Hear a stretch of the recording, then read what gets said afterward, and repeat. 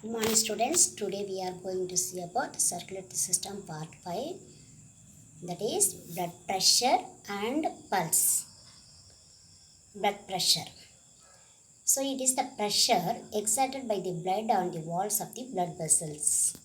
So blood vessels la walls இருக்கு. அப்போ அந்த walls of the blood vessels la blood exert ஆகும்போது உருவாகக்கூடிய pressure தான் blood pressure. Two types of blood pressure, systolic pressure and diastolic pressure. So normal blood pressure எவ்வளோன்னு சொல்லுவாங்க, 120/80 mm of Hg ன்னு சொல்லுவாங்க. அப்போ 120 denotes systolic pressure, 120 means systolic pressure, 80 means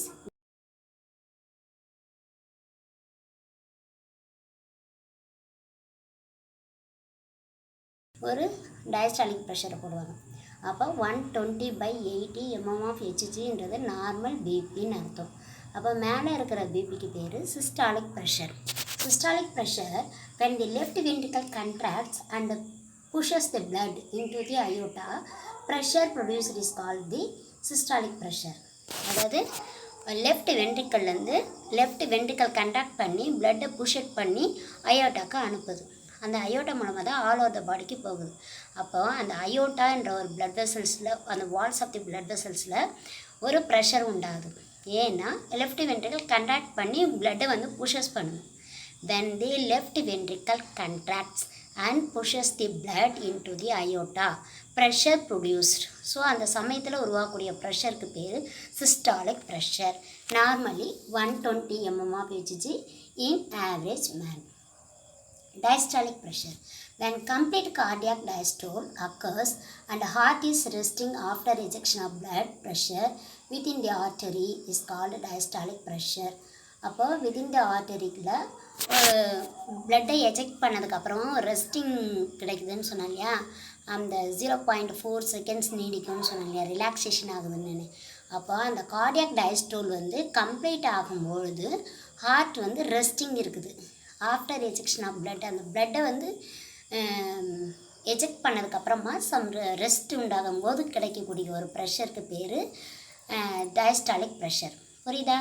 When complete cardiac diastole occurs and heart is resting after ejection of blood, pressure within the artery is called diastolic pressure.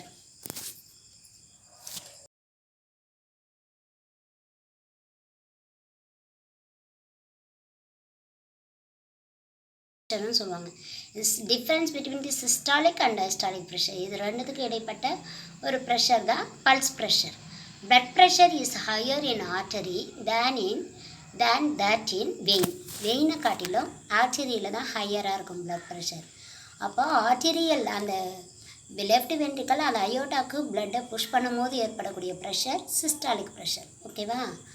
Arterial blood pressure is the result of the discharge of blood from the left ventricle into the already full aorta. Arterial blood ப்ரெஷர்ன்றது ஆர்ட்ரினா உங்களுக்கு aorta ஞாபகம் வரணும். அப்போ arterial blood pressure is the result of the discharge of blood from the left ventricle into already full aorta. So pulse ப்ரெஷர்னா என்ன, blood ப்ரெஷர்னா என்ன, ஆர்டீரியல் பிளட் ப்ரெஷர்னா என்னன்னு உங்களுக்கு தெரிஞ்சிச்சு. இஸ் த ஆர்டீரியல் பிளட் ப்ரெஷர்னா என்ன, is the result of the discharge of blood from the left ventricle into already full aorta. So blood pressure category: normal, elevation, high blood pressure stage 2, stage 1 ஒன்று, stage 2ல் ஒன்று, hypertensive கிரைசிஸில் ரொம்ப சிவியராக ஆகிறது. அப்போது doctor உடனே நம்ம இமீடியட்டாக ரெஃபர் பண்ணணும் அப்படின்றது ஹைப்பர்டென்சிவ் கிரைசிஸ்ன்றது. ஸோ நார்மலில் நீங்கள் பார்த்தீங்கன்னா சிஸ்டாலிக் அண்ட் டயஸ்டாலிக்கில் less than 120/80, எலிவேஷனாக இருக்கும்போது 120 to 129/80 டயஸ்டாலிக். ஹை பிளட் ப்ரெஷர்னால் 130/90 அப்படின்னு சொல்லுவாங்க இல்லையா. அப்போ 130லேருந்து 139 எந்த ஒரு நம்பர் வேரியேஷன் வரும். அப்போ 130/90க்குள்ளே இருக்கிறது high blood pressure. High blood pressure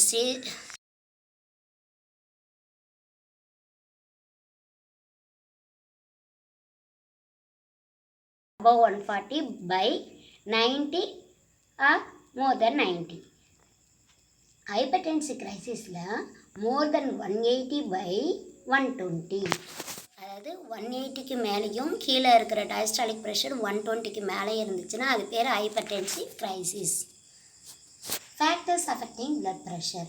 so என்னென்ன காரணங்களால் பிளட் ப்ரெஷர் அஃபெக்ட் ஆகுது அப்படின்னு பார்த்தீங்கன்னா, blood volume. It is the total amount of blood in the circulation.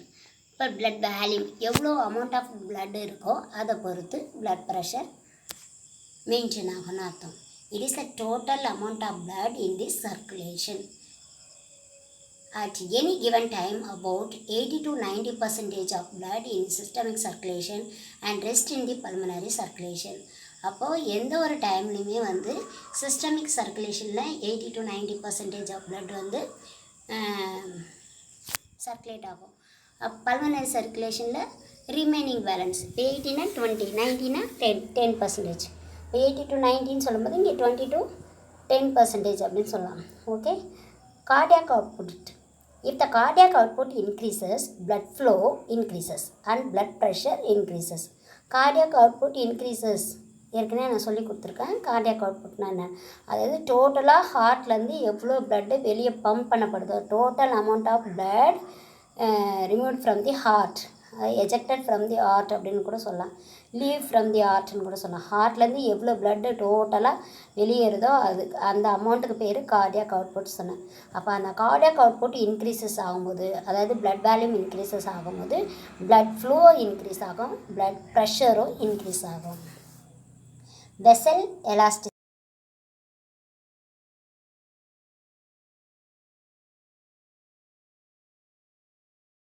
Flexibility, அதாவது எலாஸ்டிசிட்டி இருந்துச்சுன்னா ஃப்ளெக்சிபிளாக ஒரு நேச்சராக அது ஒரு தன்மை கொண்டதாக இருக்கும். அப்போ அந்த எலாஸ்டிசிட்டி அப்படின்றது வந்து from the flexible nature of arterial wall. It is the flexibility of the large artery that determines the pressure within the vessel when ventricle contracts. It is the flexibility of the large artery that determines the pressure within the vessel when ventricle contracts. Ventricles வந்து contract ஆகும்போது so வெசல்லையும் pressure வந்து artery வழியாக வெளியே போகணும் இல்லையா. அந்த large ஆர்டரின்னாவே உங்களுக்கு ஞாபகம் வர்றது அயோட்டா தான் ஞாபகம் வரும். அப்போ அந்த அயோட்டாவில் ஒரு ஃப்ளெக்சிபிலிட்டி இருக்கிறத பொறுத்து அந்த எலாஸ்டிசிட்டி அப்படின்றது மூலமாக ப்ரெஷர் வந்து உருவாகுதுன்னு அர்த்தம். It is the flexibility of the larger artery that determines the pressure within the vessel when ventricle contracts. If the vessel becomes less elastic, as happens aging or blood pressure rises. So some aging factor, அதாவது above 50, above 45 இயர்ஸில் வந்து அந்த arterial vessels, அந்த arterial Waals வந்து எலாஸ்டிசிட்டியை வந்து கொஞ்சம் குறைஞ்சிடும், அதனோட தன்மை குறைஞ்சிடுது. அந்த குறையிறதால பிளட் ப்ரெஷர் வந்து ரைஸ் ஆகுதுன்னு சொல்கிறாங்க. ஸோ ஏஜிங் ஃபேக்டர், அந்த சமயத்தில் எலாஸ்டிசிட்டி குறையிறதால பிளட் ப்ரெஷர் ரைசஸ் ஆகுது. ஸோ அது நார்மலாகவும் அந்த ஏஜிங்கில் சம் பிளட் ப்ரெஷர் கவுண்ட்டு அந்த மெஷர்மெண்ட் கொஞ்சம் இன்க்ரீஸ் ஆகிருந்தாலும் அந்த ஏஜுக்கு அது நார்மல் அப்படின்னு சொல்லுவாங்க. ஏன்னா எலாஸ்டிசிட்டி லெஸ்ஸாக இருந்துச்சுன்னா பிளட் ப்ரெஷர் ரைஸ் ஆகும். Blood viscosity and resistance. Viscosity of blood determines its resistance to flow. அதனோட விஸ்காசிட்டி, அதனோட தன்மை, அந்த வழுவழுப்பு தன்மை இருக்கு இல்லையா, அந்த பிளட்டோட விஸ்காசிட்டியையும் determines the resistance to flow. A thin fluid flows more easily than a thicker one and less force or blood pressure is required to move.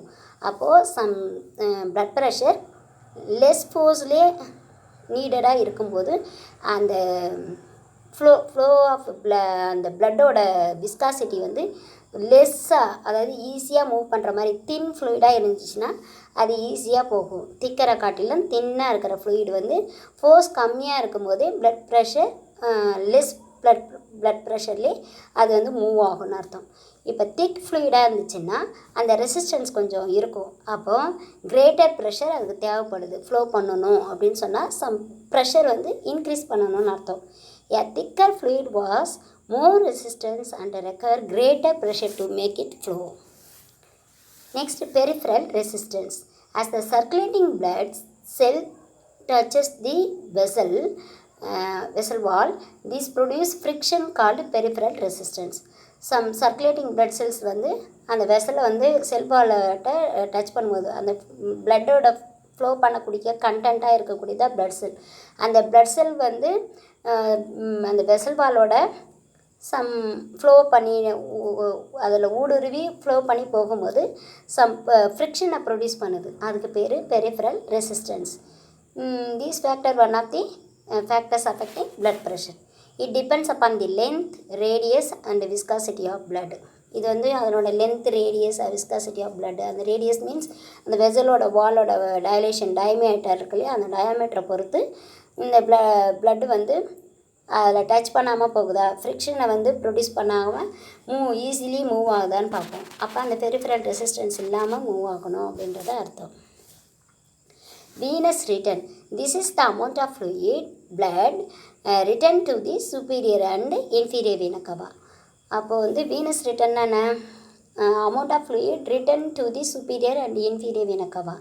This plays an important part in the cardiac output. அப்போது left வென்ட்ரிக்கல்லேருந்து அயோட்டாவில் blood வெளியே தள்ளுறது, பாடி டிஷ்யூக்கு வெளியே தள்ளுறதுக்கு பேர் cardiac அவுட்புட்னு படித்தோம். Venous return சொல்லும்போது the amount of fluid return to the superior and inferior vena Kala.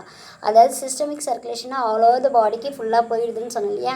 திரும்ப deoxygenated blood superior vena cava, inferior vena cava வழியாக திரும்ப வெயினுக்கு ரிட்டர்ன் ஆகுது. இப்படி ஆர்ட்ரி வழியாக போன பிளட்டு திரும்ப வெயின் வழியாக ரிட்டர்ன் ஆகுது. அந்த ரிட்டர்ன் ஆகும்போது சம் ஒரு பிளட் ப்ரெஷர் வந்து இன்க்ரீஸ் ஆர் டிக்ரீஸ் ஆகிறதுக்கு அது வந்து ஒரு ஃபேக்டராக இருக்குன்னு அர்த்தம். Blood pressure also varies according to the age, sex, posture and time of the day. அதாவது பிளட் ப்ரெஷர் வந்து ஏஜிங், இப்போ நான் ஏற்கனவே சொன்னேன் எலாஸ்டிசிட்டி குறையும் போது அங்கே வந்து ஃப்ளெக்சிபிலிட்டி இருக்காது, அந்த வந்து கொஞ்சம் ரெசிஸ்டன்ஸ் வரும், அதனால் பிளட் ப்ரெஷர் இன்க்ரீஸ் ஆகும்னு சொன்னேன். அது மாதிரி ageing factor, sex, posture means position and the time of the day. இப்போ டே டைமில் வந்து ஒரு சிலருக்கு இன்க்ரீஸாக இருக்கும், நைட் டைமில் வந்து ஸ்லோ டவுன் ஆகிடும் அந்த ரெஸ்டிங் பீரியடில். ஓகேவா? அப்போது ஒரு சில டென்ஷன் ஆகிறாங்க, அது எமோஷ்னல் ஃபேக்டர், அந்த மாதிரி காரணத்தினாலனா கூட பிளட் ப்ரெஷர் இன்க்ரீஸ் ஆகும். நிறைய தாட்டு, திங்கிங் அந்த மாதிரிலாம் இருக்கும்போது, ஹேங்கர் ஆகும்போது. அதே நைட் டைமில் அவங்க வந்து ஸ்லீப்பிங் கண்டிஷனில் இருக்கும்போது சம் ஃபேக்டர்ஸால் அந்த பிளட் ப்ரெஷர் வந்து டிபெண்ட்ஸ் அதாவது வேரியேஷன் ஆகிறதுக்கான சான்சஸ் இருக்குதுன்னு அர்த்தம். Next regulation of blood pressure. இப்போ these are all the factors affecting blood pressure படித்தோம். அப்போ அந்த பிளட் ப்ரெஷரை வந்து நம்ம ரெகுலேஷன் பண்ணிக்கணும்னா எதெல்லாம் மெயின்டைன் பண்ணணும்?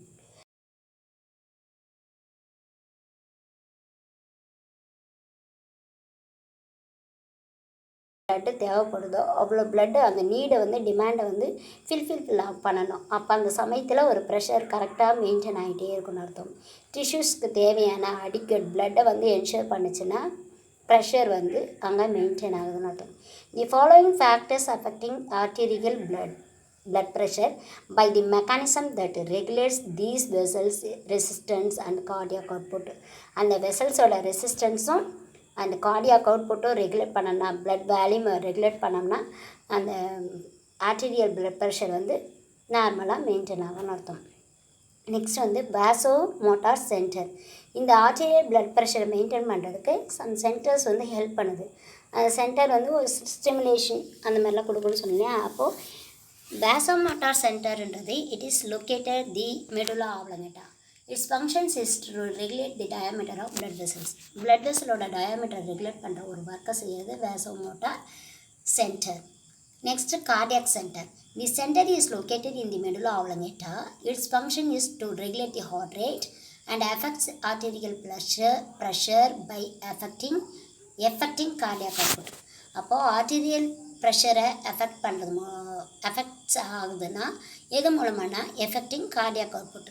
கார்டியாக் அவுட்புட் எஃபெக்டிவாக இருந்தால் மட்டும்தான் அந்த ஏட்ரியல் பிளட் ப்ரெஷர் வந்து நார்மலாக மெயின்டைன் ஆகும் அர்த்தம். அதனோட கண்ட்ரோல் ஆஃப் சென்டர்னு பார்த்தீங்கன்னா கார்டியாக் சென்டர். அது எங்கே அமைஞ்சிருக்குன்னா அதுவும் மெடுலா ஆப்லங்கேட்டாவில் தான் இருக்குது. Okay. Next baroreceptors. Some chemical சப்ஸ்டன்ஸ்னு அர்த்தம் இது.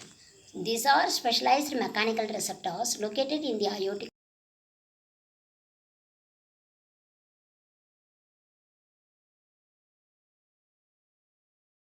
கரோட்டிட் சைனஸ், அந்த பிளட் வெசல் ஹார்ட்டுக்கு கொடுக்கக்கூடிய சம் ஓப்பனிங் கரோட்டிட் சைனஸ், இந்த 2 இடத்துலையும் மெக்கானிக்கல் ரிசெப்டார்ஸ் வந்து ஹெல்ப் பண்ணுது. பேரோ receptors, their receptors in the walls of the carotid sinuses initiate the carotid sinus reflex which help to regulate blood pressure in the brain. அப்போ பிரெயினுக்கு தேவையான blood pressure வந்து maintain பண்ணிக்குது, ரெகுலேஷன் பண்ணிக்குதுன்னு அர்த்தம். பாரோ ரிசெப்டார் ரிஃப்ளெக்ஸ்ன்னு பாருங்கள். ஸோ blood pressure இன்க்ரீசஸ் அப்படின்னு சொன்னால் இன்க்ரீஸ்டு பேரோ ரிசெப்டார் ஆக்டிவிட்டி. அப்போது increase number of efferent impulses towards the cardiovascular centre. அப்போ increased parasympathetic nervous system activity, decrease the sympathetic nervous system activity, decrease in cardiac output and vasodilation to reduce the blood pressure. அப்போ BP அதிகமாக இருக்குது அப்படின்னு சொல்லும்போது இந்த பேரோ receptor help பண்ணி பேரோ ரிசெப்டாரோட ஆக்டிவிட்டியாக இன்க்ரீஸ் பண்ணி அந்த எஃபரண்ட் இம்பல்சஸை வந்து கார்டியோவாஸ்குலர் சென்டருக்கு அனுப்புறது மூலமாக பேராசிம்பத்தட்டிக் நர்வஸ் சிஸ்டத்தோட ஆக்டிவிட்டி இன்க்ரீஸ் ஆகி சிம்பத்தட்டிக் நர்வஸ் சிஸ்டத்தோட ஆக்டிவிட்டி கம்மியாகுது. அப்படி கம்மியாகும் போது கார்டியாக் அவுட்புட் கம்மியாகிட்டு வேசோடைலேஷன் அந்த இடத்துல நடந்து பிளட் ப்ரெஷரை ரெடியூஸ் பண்ணுதுன்னு அர்த்தம். அதே பேரோ ரிசெப்டார் பிளட் ப்ரெஷர் கம்மியாக இருந்துச்சுன்னா அங்கே பேரோ ரிசெப்டாரோட ஆக்டிவிட்டி கம்மி பண்ணி decrease in number of afferent impulses toward the cardiovascular centre. அதே அந்த பேரோ ரிசெப்டாரோட ஆக்டிவிட்டியை கம்மி பண்ணி அனுப்புறது மூலமாக இப்போது சிம்பத்தட்டிக் நர்வஸ் சிஸ்டத்தோட ஆக்டிவிட்டி இன்க்ரீஸ் ஆகி பேராசிம்பத்தட்டிக் நர்வஸ் சிஸ்டத்தோட ஆக்டிவிட்டி டிக்ரீஸ் ஆகுது.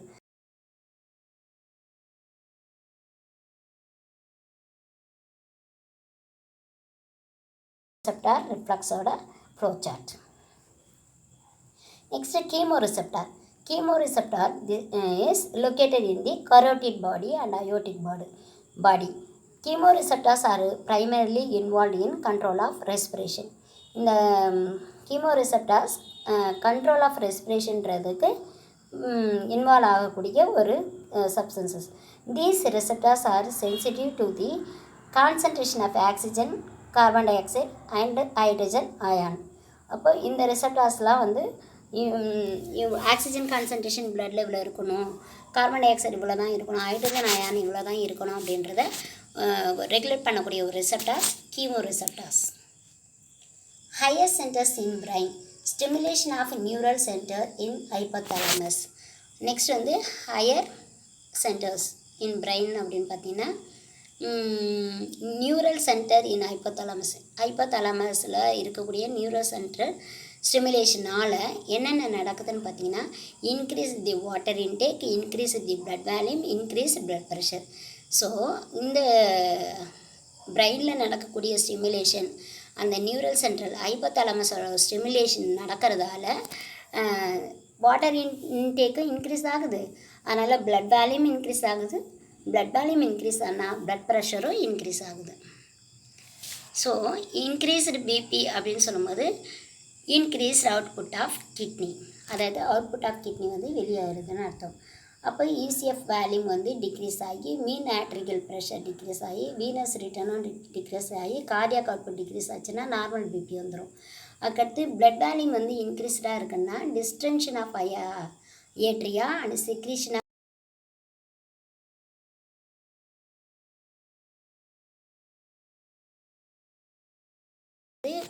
கிட்னி வழியாக நிறைய ஃப்ளூயிட்ஸ் வந்து எஸ்க்ரீட் ஆகப்படுது, ரிமூவல் ஆகப்படுது. அப்போ பிளட் வால்யூம் வந்து நார்மலான பிறகு நார்மல் பிபி வந்துடுதுன்னு அர்த்தம். ஸோ 2 விதமான ஃப்ளோ சார்ட் இங்கே கொடுத்துருக்காங்க. நெக்ஸ்ட் நம்ம பார்க்க போகிறது பல்ஸ் டெஃபினிஷன் பார்க்கலாம். It is the alternate expansion and recoil of an artery due to the contraction of left ventricle forcing the blood into the already full aorta. Okay, ஆல்டர்னேட்டாக எக்ஸ்பேன்ஷனும் ரீகாயிலும் ஒரு ஆர்டரியில் நடக்குது. எக்ஸ்பேன்ஷனாக விரிவடையுது, ரீகாயிலாக சுருங்குதுன்னு அர்த்தம். அப்போ it is alternate expansion and recoil of an artery due to the contraction of left ventricle forcing the blood into the already full aorta. So define pulse அப்படின்னு கேட்டாங்கன்னா ஃபண்டமெண்டல் ஆஃப் நர்சிங்லேயும் வரும், அனாட்டமிலையும் வரும். சம் நர்சிங் ப்ராக்டிசஸ் வார்டுக்கு போனீங்கன்னா பல்ஸ்னால் என்ன அப்படின்னு தெரிஞ்சிருக்கணும்னு சொன்னால் இந்த definition of pulse. The two factors are responsible for existence of a pulse. அந்த பல்ஸ் எக்ஸிஸ்டன்ஸ் பண்ணுறதுக்கு 2 factors ரெஸ்பான்சிபிளாக இருக்குது. Number 1, intermittent ejection of blood from the heart into the aorta which alternatively decreases and increases pressure in the vessel. அப்போது intermittent ejection of blood அந்த ஹார்ட்டில் இருந்து அயோட்டாக்கு blood pump பண்ணப்படும் போது ஆல்டர்னேட்டிவாக டிக்ரீஸோ அல்லது இன்க்ரீஸ் ப்ரெஷரோ ஆகிறதுக்கான சான்சஸ் இருக்குது. அது ஒரு காரணம் பல்ஸ் உண்டாகிறது. நெக்ஸ்ட் வந்து elasticity of the arterial walls which allows them to expand with each ejection of blood and then recoil. அப்போது ஒரு எலாஸ்டிசிட்டி அந்த ஆர்டீரியல்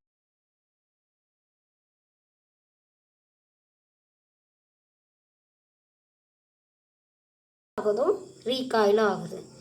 ஒவ்வொரு எஜெக்ஷன் ஆஃப் பிளட்டுக்கும் ஒவ்வொரு தடவை எஜெக்ட் பண்ணும்போதும் அந்த ஆர்டீரியல் வெசல் வந்து எக்ஸ்பேண்ட் ஆகி அந்த ரீகால் ஆகுது. இப்போ இந்த இடத்துல அந்த எலாஸ்டிசிட்டி அப்படின்ற ஒரு ஃபேக்டர் இன்ஃப்ளூயன்ஸ் ஆகுது. இதுவும் பல்ஸ் அப்படின்றத மெயின்டைன் பண்ணுறதுக்கு ஒரு ஃபேக்டராக இருக்குது elasticity. Normal pulse is 60 to 80 per minute. அதாவது எத்தனை பீட்ஸ் இருக்கும் அப்படின்னு பார்த்தீங்கன்னா நார்மலாக 72ன்னு சொல்லுவோம் இல்லையா, அப்போது 60லேருந்து 80 வரைக்கும் பீட்ஸ் ஒரு துடிப்பு இருக்கும். ஒரு நிமிஷத்துக்கு 60 to 80 beats. Okay, characteristics of the pulse. இப்போ பல்ஸ்னால் என்ன பார்த்தோம், அது என்ன ஃபேக்டர்ஸ் ரெகுலேட் பண்ணுதுன்னு பார்த்தோம். பல்ஸோட கேரக்டரிஸ்டிக்ஸ் ரேட், ரிதம், வேல்யூம் அப்படிலாம் பார்க்க போகிறோம். இப்போ ரேட்டுனா first at which heart is beating. Beat எத்தனை தடவை, how many times heart is beating அப்படின்றது ரேட். ஓகே, அப்போ ஹார்ட் பீட் பண்ணும்போது எல்லாமே அதை பல்ஸ் ரேட்னு சொல்லலாம். Rhythm, what is the regularity of pulse, that is regular or irregular. இந்த பல்ஸோட அந்த பீட் இருக்கு இல்லையா, அது வந்து ரெகுலராக இருக்கா இல்லை இர்ரெகுலர் பல்ஸ் இருக்கா அப்படின்னு நம்ம ஃபீல் பண்ணி பார்க்கும்போது தான் தெரியும். அது ஒரு characteristics. Next volume and strength. It should be possible to compress artery with moderate pressure, stopping the flow of blood. அதாவது ஒரு மாட்ரேட் ப்ரெஷரை கொடுத்து ஆர்டரியை வந்து கம்ப்ரெஸ் பண்ணுறது, அதான் வால்யூம் அண்ட் ஸ்ட்ரென்த். இதை பொறுத்து தான் பல்ஸ் வந்து கணக்கிட முடியும். Stopping the flow of blood. It should be possible to compress artery with moderate pressure, stopping the flow of blood. அப்போ அந்த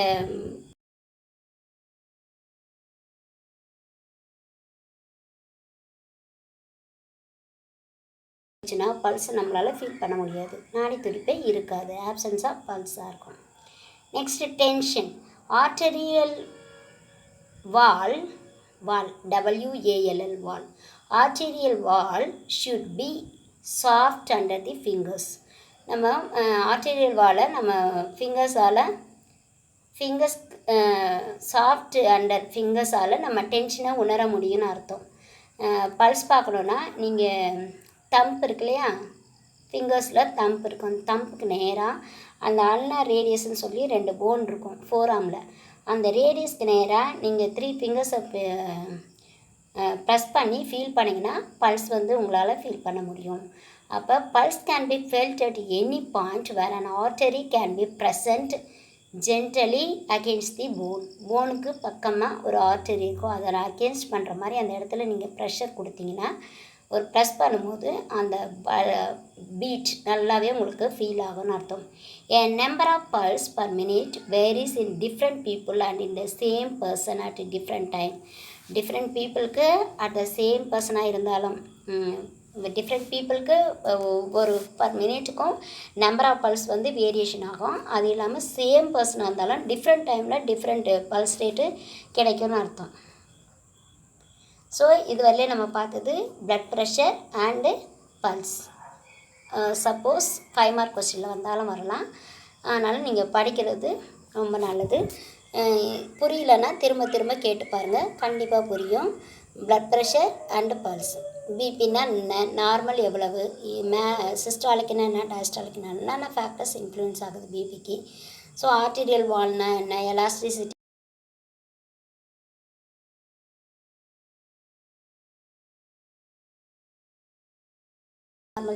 120/80 mm of Hg. 120ன்றது சிஸ்டாலிக் பிளட் ப்ரெஷர், 80ன்றது டயஸ்டாலிக் பிளட் ப்ரெஷர்னு பார்த்தோம். இதெல்லாம் ஹை, அதாவது ஹைப்பர் டென்சிவ் ஸ்டேஜ் 1 ஸ்டேஜ் 2ன்னு சொன்னால் அதெல்லாம் நீங்கள் படிச்சுக்கணும். இதில் என்னென்ன ரிசெப்டார்ஸ் இதில் மெயின்டைன் ஆகுதுன்னு பார்த்தோம். Baroreceptor, chemical receptor, chemoreceptors and higher centres in பிரெயினில் வந்து என்ன ஸ்டிமுலேஷன் நடக்கிறதால வாட்டர் இன்டேக் அதிகமாகி ஃப்ளூயிட் வால்யூமும் இன்க்ரீஸ் ஆகி பிறகு வந்து ப்ளட் ப்ரெஷரும் வந்து இன்க்ரீஸ் ஆகிறதான சான்சஸ்லாம் இருக்குதுன்னு பார்த்தோம். இதை வந்து திரும்பவும் நீங்கள் ரிவைஸ் பண்ணுங்கள். Again you listen the video. Study well. Thank you.